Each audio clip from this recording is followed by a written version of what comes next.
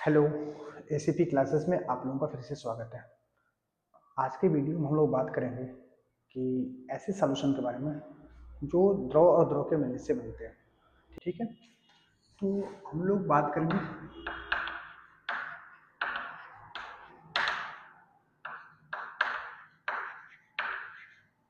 Liquid in liquid का solution हमको पढ़ना है कि द्रव को द्रव में कैसे विलय करते हैं और उसके विलयन कैसे बनाते हैं। ठीक है, तो इसमें हम ऐसे द्रव की बात करेंगे जो वाष्पशील है। क्या वाष्पशील है, जिसको आसानी से वाष्प में चेंज किया जा सकता है। ऐसे दो द्रव ले लेना है। ठीक है, अच्छा, इसके लिए क्या करते हैं, एक पात्र लेते हैं। ठीक है, जिसमें दो तरह के द्रव, वाष्पशील द्रव, इसमें हम फिल करते हैं।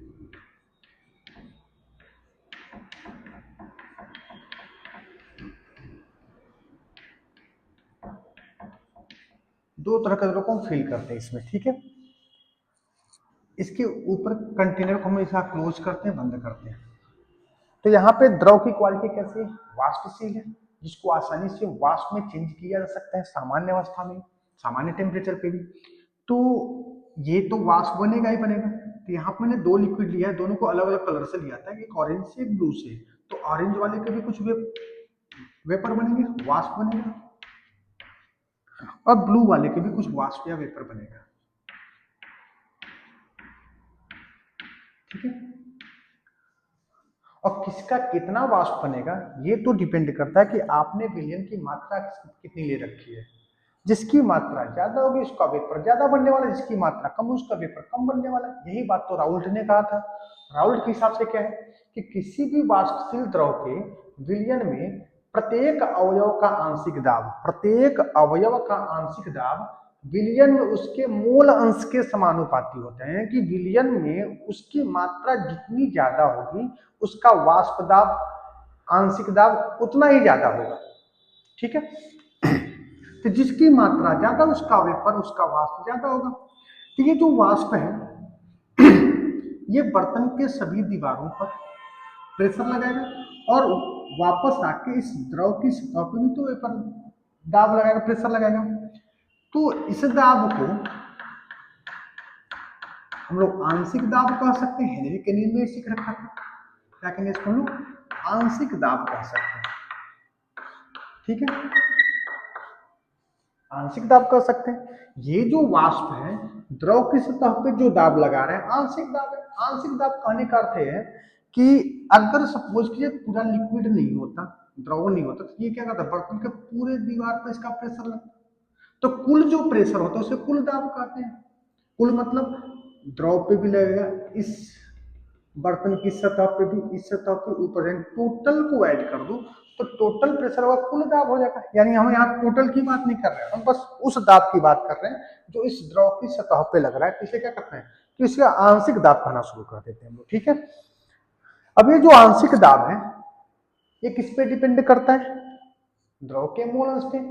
तो राउल्ट के नियम के साथ क्या होगा कि पहले दो अवयव है ना, दो लिक्विड है यहाँ पे, तो पहले अवयव यानी पहले द्रव का, पहले अवयव का दाब कितना होगा चेक करते हैं। तो P1, पहले अवयव का दाब कितना मान लो, P1 मान लेते हैं। प्रोपोर्शनल टू, निर्भर करता है किस पे, पहले अवयव का आंशिक दाब यहाँ लिख देते हैं। पहले अवयव का आंशिक दाब, पार्शियल प्रेशर P1 किस पे डिपेंड करेगा, विलयन में उसके मूल अंश के। तो माना पहले विलयन, पहले अवयव का मूल अंश कितना है, Chi1। तो P1 proportional to Chi1। Proportional का हटाते हैं, एक नियतांक आ जाएगा P1 नॉट Chi1, जहां P1 नॉट क्या है, शुद्ध अवस्था में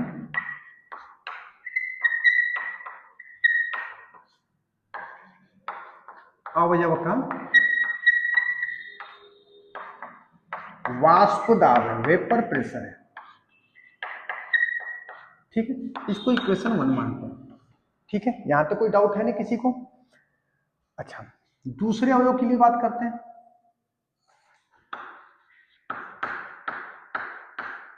दूसरे अवयव का आंशिक दाब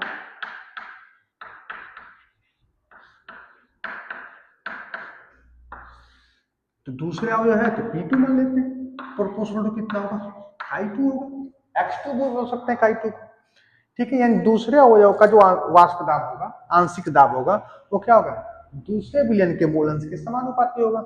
हटाते हैं तो P2 प्रोपोर्शनल हटाएंगे तो क्या होगा, P2 नाट आ जाता है, I2 समीकरण नंबर 2 हो गया।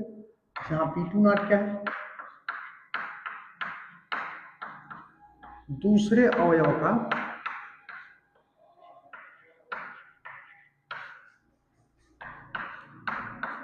शुद्ध अवस्था में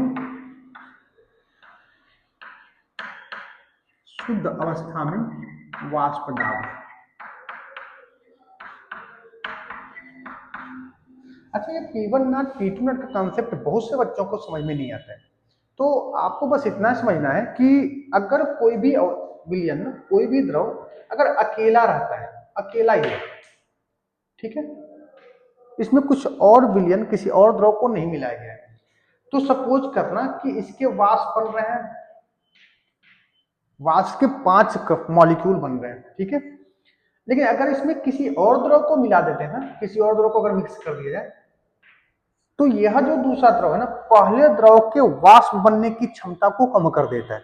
यानी कि जो पहला द्रव पहले 5 बन रहा था, अब कितना 4 हो जाएगा तो 3 हो जाएगा, पहले जितना नहीं हो पाएगा। ठीक है, तो किसी दूसरे द्रव के मिलने से पहले द्रव के वाष्प दाब में कुछ कमी आ जाती है।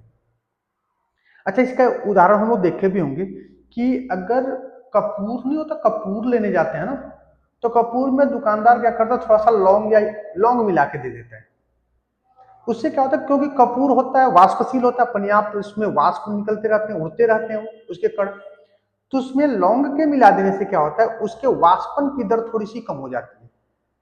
ठीक है, तो शुद्ध अवस्था में वाष्प की मात्रा ज्यादा बनती है और किसी के मिक्स करने पर उसके वाष्पन की दर कम हो जाती है। तो यहाँ पर 2 द्रव है, तो पहले द्रव के वाष्प बनने की क्षमता कुछ और है, लेकिन जैसे दूसरा द्रव मिलाते हैं तो उसकी क्षमता में कुछ कमी आ जाती है। तो यहाँ पे लिखा गया कि अगर ये सपोज कि दूसरा द्रव नहीं होता, सिर्फ पहला पहला होता, तो इसका यानी कि शुद्ध अवस्था में होता, जिसका वाष्प कितना होता उसकी बात हो रही है। ठीक है, तो ये तो हुआ कि पहला द्रव इतना वाष्प बनाएगा, दूसरा द्रव का वाष्प इतना होगा, आंशिक दाब। तो डाल्टन एक वैज्ञानिक थे, तो डाल्टन ने एक बात कहा था, डाल्टन के आंशिक दाब के नियमानुसार,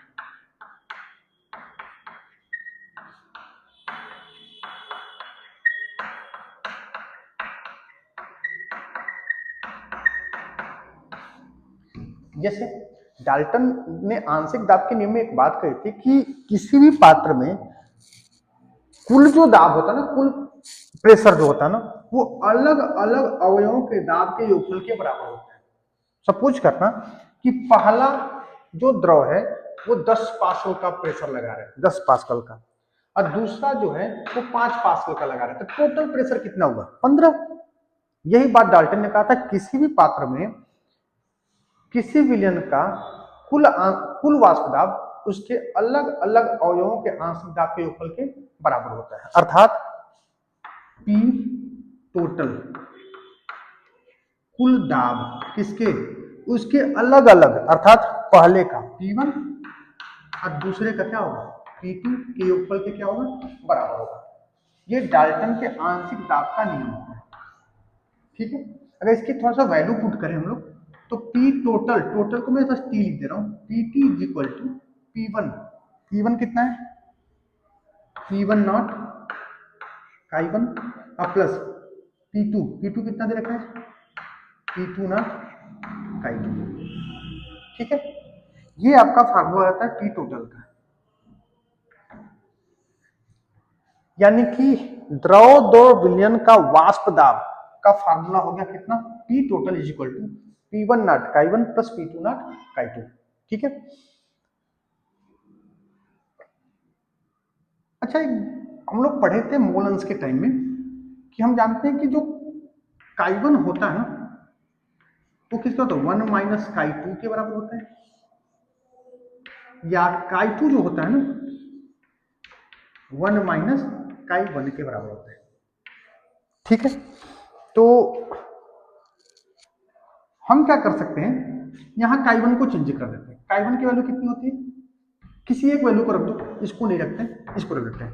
तो कितना आ गया, P total is equal to P one not chi one. Chi one की वैल्यू कितनी आती है 1 माइनस काई टू, अब प्लस पी टू नॉट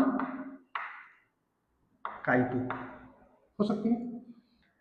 इस ब्रैकेट को तोड़ लेते हैं, P total is equal to P one not का मल्टीप्लाई वन में हो जाएगा P one not minus P one not का काई टू में P one not chi to, और प्लस कितना होगा P two not chi to. इन दोनों में कुछ कॉमन दिख रहा है, काई टू तो कॉमन दिख रहा है, तो आएगा कितना P total is equal to P one not था, इनमें से काई टू हम कॉमन ले लेते हैं, प्लस काई टू कॉमन है, तो प्लस जब काई टू कॉमन लेंगे तो यहाँ पी टू नॉट बचेगा माइनस पी वन नॉट बचेगा, हो जाएगा P two not minus P one not. ये आपका फार्मूला बनता है कि द्रव द्रव विलीनों का वाष्प दाब का सूत्र बनता है, कुल वाष्प दाब का फार्मूला बनता है। ठीक है, इसका कुछ ग्राफ समझते हैं हम लोग। ग्राफ ये है कि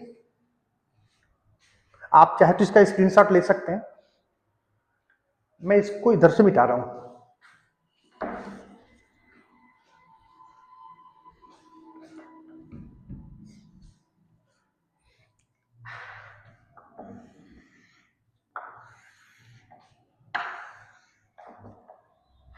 सपोज कीजिए यह एक ऐसा कंडीशन है जहां पर काई वन की मात्रा तो है, लेकिन काई टू की मात्रा यहाँ पर कितनी है 0, यानी कि पहले द्रव का मोलंश है, दूसरे द्रव का मोलंश नहीं है। तो यहाँ पर जब काई वन की मात्रा है तो यहाँ पर काई वन का वाष्प दाब तो होगा ही होगा, पी वन नॉट होगा। ठीक है, अच्छा यह कंडीशन ऐसा है कि यहाँ पर काई वन की मात्रा 0 है, काई टू की मात्रा 1 है, तो यहाँ पर क्या होगा पी टू नॉट का प्रेशर ज्यादा होगा, यहाँ पर पी टू नॉट होगा, मतलब शुद्ध, मतलब पहला तो है नहीं, दूसरा है, तो शुद्ध अवस्था वाला पी टू नॉट वाला मिलेगा, यहाँ पहला है तो पहला पी वन नॉट वाला शुद्ध अवस्था वाला मिलेगा। अब हम क्या करते हैं, इसमें थोड़ी थोड़ी मात्रा क्या होता है दूसरे अवयव की मिलाते जा रहे हैं, तो क्या होता है जब अवयव की मिलाते जाएंगे तो इसकी मात्रा बढ़ती जाएगी, इसकी मात्रा धीरे धीरे क्या होती है घटती जाती है। नेक्स्ट जब मिलाते जाएंगे तो काई टू की मात्रा बढ़ती जाएगी, काई वन की मात्रा घटती जाएगी, यानी कि काई वन की मात्रा यहाँ तक आते थे, देखो यहाँ पे एक, यहाँ पे 0 है, पक्का यहाँ से जैसे जैसे आगे बढ़ रहे हैं तो वन की मात्रा घटती जा रही है, और यहाँ पे काई टू 0 था, यहाँ पे 1 है, इसकी मात्रा धीरे धीरे क्या हो रही है बढ़ती जा रही है, तो 1 को घटाएंगे 2 को बढ़ाएंगे, तो इसको घटाते हुए लाइन खींच दो, इसको बढ़ाते हुए लाइन खींच देते हैं। ठीक, अब ये पी वन नॉट और पी टू नॉट को ऐड कर दो तो ये आपका पी टोटल को दिखाएगा, ये पी टोटल दिखाएगा, इसमें P one not plus P two not के बराबर है। ठीक है, तो ये हो जाता है राउल्ट के नियम का ग्राफ हो जाता है। ठीक है, तो आज के लिए इतना ही रहेगा, बाकी कल हम लोग पढ़ेंगे, अगले वीडियो में मिलते हैं, आज के लिए इतना ही, थैंक यू।